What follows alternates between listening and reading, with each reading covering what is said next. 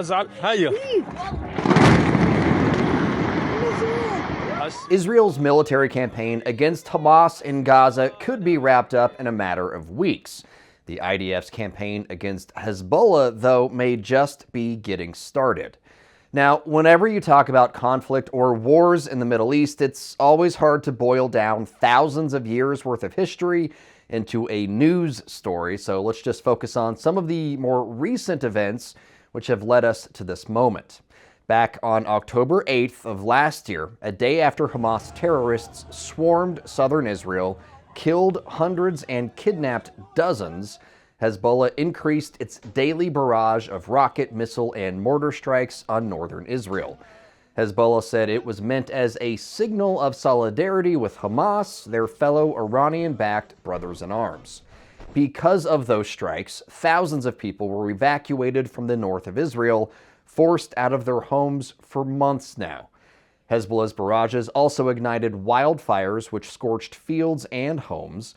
Israel usually responds with targeted strikes against Hezbollah's weapons caches, command posts, and when they know the location, Hezbollah's leadership.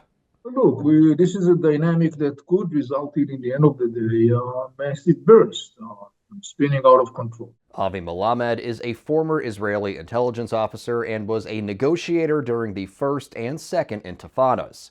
Now he's a political advisor and author. He says neither Israel nor Hezbollah really want an all-out war right now, but both sides are bracing for that outcome. The dynamic of this endless never ceasing skirmish of punches almost every day since October 8th, that all the time has its own dynamic, resulting more and more escalation. There has been clearly red lines that both sides were very cautious and careful not to cross. But then on the other hand, you may find, for different reasons, you find yourself dragged into a whirlpool of dynamic that basically could result in slippery slope towards spinning out of control process that could result in the end of the day, a whole-out war. Melamed says Hezbollah is Iran's favorite terrorist proxy, which is why the regime funds the group with hundreds of millions of dollars every year. It's enough financial and military support Hezbollah was able to oust Lebanon's internationally recognized government, turning the country into a failed state. The Lebanese themselves are saying openly, we are kidnapped by the Hezbollah, and we are powerless and we are unable to change the situation. Melamed says Iran needs a strong proxy in Lebanon so it can tighten its grip on the country beyond the point of no return, thus securing a foothold along the coast of the Mediterranean and a staging ground to launch attacks against Israel. The other objective of Hezbollah is to be a kind of a card of a deterrence against any attempt of Israel or the West to attack Iran's strategic interests. Let's put it this way. Hezbollah, Hamas, and other Iranian proxies make up the so-called Axis of Resistance. Melamed says the Axis is completely committed to its mission of the destruction of Israel above all else, which is why he says these groups are perfectly willing to put innocent people in harm's way if it means accomplishing the goal. In the Western thought, you are not going to eliminate somebody else. You may have dispute, but you don't vote to eliminate somebody else. And in the Western mindset, the government's role, first and foremost, is to take care of the well-being of its people, not to sacrifice these people merely on the altar of whatever their agenda is. These are two things that Western mind fail to understand, because it's totally alien to the mindset of the West.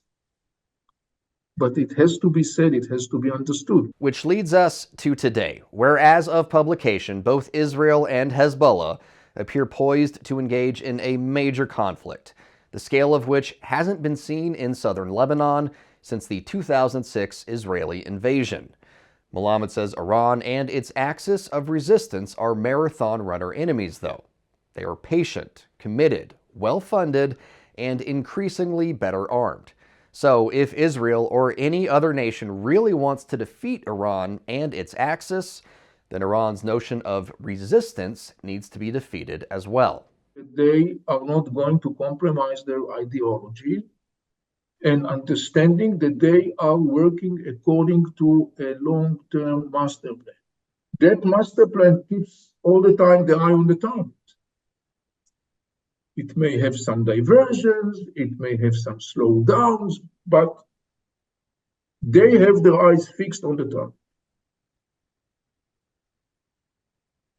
Those who want to prevent this path needs to be willing to act proactively, decisively, to totally change that path. Now, there are potentially two ways to do that. One is a non-violent way, and the other one is violent way.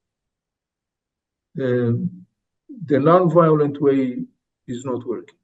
For more of our reporting on the conflicts in the Middle East, be sure to download the Straight Arrow News app today or visit us at san.com.